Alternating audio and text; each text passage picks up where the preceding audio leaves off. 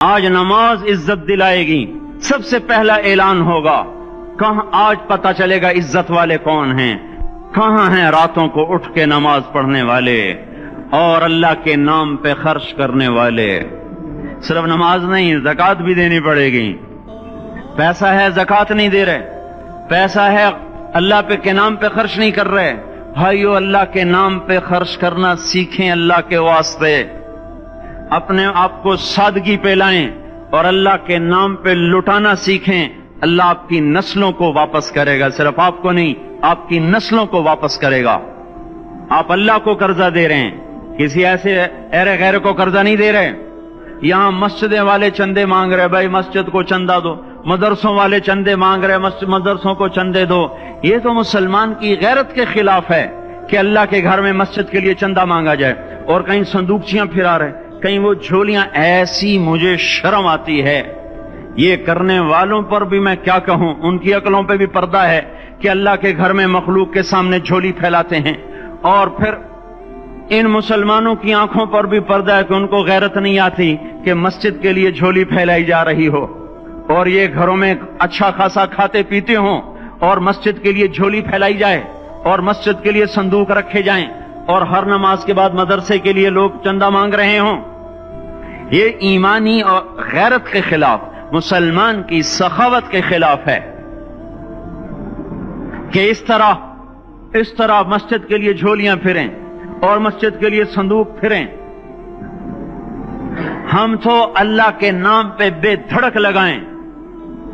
اقیم الصلاۃ وآتوا الزکاۃ، اقیم الصلاۃ وآتوا الزکاۃ 67 دفعہ یہ حکم چلا ہے، اور ہر دفعہ زکوٰۃ کے ساتھ. نماز نماز زکوٰۃ، زکوٰۃ نماز، نماز زکوٰۃ، زکوٰۃ نماز. نماز پڑھنے والے زیادہ ہیں نسبتاً زکوٰۃ دینے والوں سے. زکوٰۃ دینے والے تھوڑے ہیں، پیسہ جاتے ہوئے جان جاتی. ہمیں نہ دو، اپنے غریب رشتہ داروں کو تلاش کر کے دیں. اپنے غریب رشتہ داروں کو، اپنے غریب پڑوسیوں کو. آج جو صحیح دیانت دار تنخواہ دار ہے وہ بھی مستحق زکوٰۃ ہے اگر وہ دیانت دار ہے تو. اگر رشوت نہیں لیتا تو آج کا ایس پی بھی مستحق زکوٰۃ ہے. میرا ایک دوست ایس پی کہنے لگا میں زکوٰۃ کا مستحق ہوں، حالانکہ میں ملتان کا ایس پی ہوں.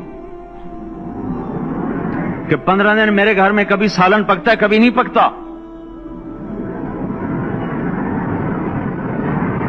اپنے اوپر صرف خرچ کرنا. بچے کو کھلونے کی خواہش تھی، 1000 روپے کے کھلونے لے کے دے دیے. کیا ظلم ہے یہ! 1000 روپے کے کھلونے بچے کو لے کے دے دیے. کیا اللہ نہیں پوچھے گا کہ اس 1000 سے کسی غریب کے گھر کا دیا جل سکتا تھا اور کسی کے غریب کا ایک ہفتہ گزر سکتا تھا، تیرے کسی مسکین رشتہ دار کے گھر میں بھی کچھ سالن پک سکتا تھا.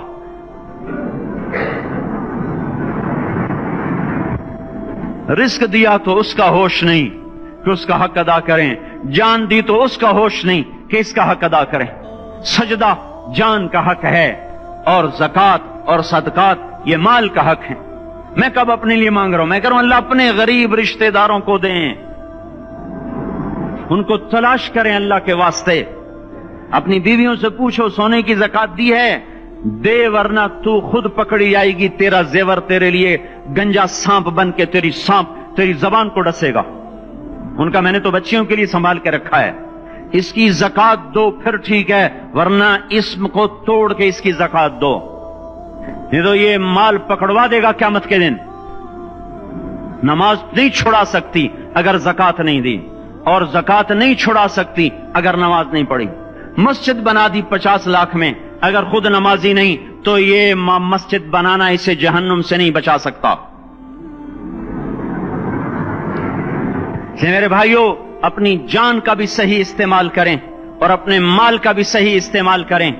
ہم ایسے اندھے نہیں ہیں کہ جو بچے نے چاہا لا کے دے دیا، جو بیگم نے مانگا اٹھا کے دے دیا. نہیں، ہم پہلے دیکھیں گے. اپنے اوپر حضرت عثمان رضی اللہ عنہ کے پاس ایک سائل ہے، حضور سے مانگنے آیا. آپ نے کہا عثمان کے پاس چلے جاؤ. عثمان سے مانگنے گئے تو آگے بیوی پہ لڑ رہے. کس بات پہ؟ یوں کہہ رہے وہ باہر چھوٹے چھوٹے گھر ہوتے تھے تو باہر آواز آ رہی. بیوی کو کہہ رہے اللہ کی بندی، رات تو نے چراغ میں بتی موٹی ڈال دی، وہ بتی ڈالتے تھے نا اس کی روئی کی، تو تیل زیادہ جل گیا، تو یہ کہنے لگے یہ کس کنجوس کے پاس بھیج دیا؟ جو بیوی پہ لڑ رہا ہو کہ تو نے بتی موٹی ڈالی ہے تو یہ مجھے کیا دے، تو یہ دمڑی بھی نہیں دے گا۔ جب ان کو باہر بلایا اور خیرات مانگی کہ وہاں سے آیا ہوں، تو انہوں نے اندر گیا، ایک تھیلی اٹھائی، نہ پوچھا کہ کتنے چاہیے، نہ پوچھا کہ کون، 3000 درہم اٹھا کے دے دیے۔ وہ حیران ہو کے کہنے لگا یار ایک بات تو بتاؤ۔ کہا کیا؟ کہا یہ مجھے تو نے اتنے دے دیے کہ میری اگلی نسل کو بھی کافی ہیں، اور خود بیوی پہ تو لڑ رہا تھا کہ بتی موٹی کیوں کر دی؟ کہنے لگے وہ اپنی ذات پہ خرچ تھا، وہ پھونک پھونک کے کرنا ہے، یہ اللہ کو دے رہا ہوں جتنا مرضی دے دوں، یہ تجھے تھوڑا دے، اللہ کو دے رہا ہوں۔ تو اپنی جان کو بھی لگائیں اللہ پر اور اپنے مال کو بھی لگائیں اللہ پر، اور میرے بھائیوں اپنی کمائیوں کو حلال پہ لائیں، اپنی اولاد کو اور بیویوں کو سمجھا دیں کہ ہم تمہاری خاطر دوزخ میں نہیں جا سکتے۔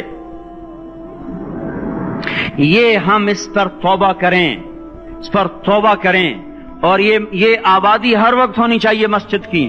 چلو کوئی جو جہاں سے بھی آیا ہے مسجد کے عادی بنو میرے بھائیوں۔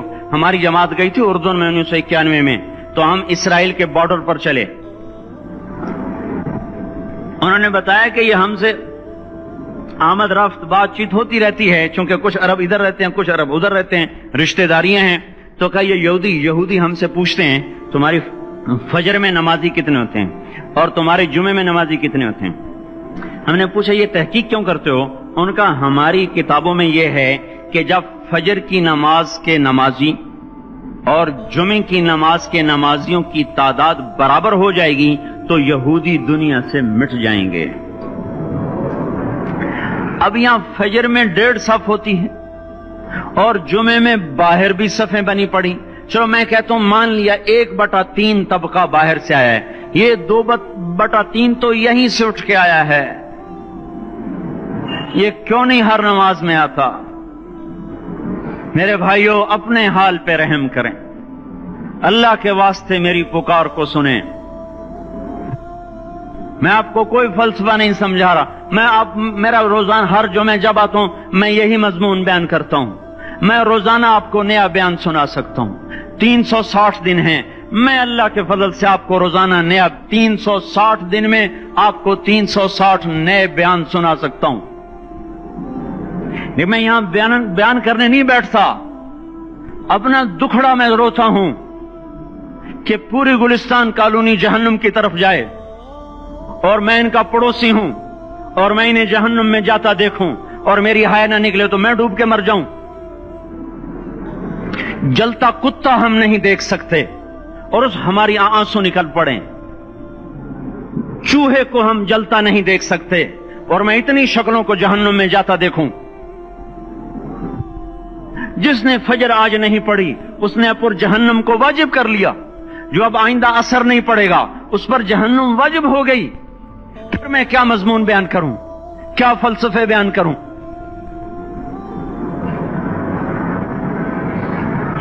اس لیے میرے بھائیوں اپنی ذات پہ رحم کریں، اپنے بچوں پہ رحم کریں، اپنے گھر والوں پہ رحم کریں، مسجد کی دوڑ لگائیں، اپنے مال کو اللہ کے نام پہ خرچ فرمائیں تاکہ یہاں بھی جہان بنے اور وہ بھی جہان بنے۔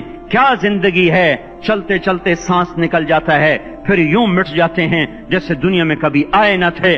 پوتے پوچھتے ہیں ابا دادا کی قبر کہاں ہے؟ ابا کہتے ہیں بیٹا یہیں کہیں مل گئی، پتہ نہیں کہاں ہے۔ آج تو اگلی نسل دادے کی قبر نہیں دیکھ سکتی۔ ہم اس دنیا کی خاطر اللہ کے باغی ہو جائیں۔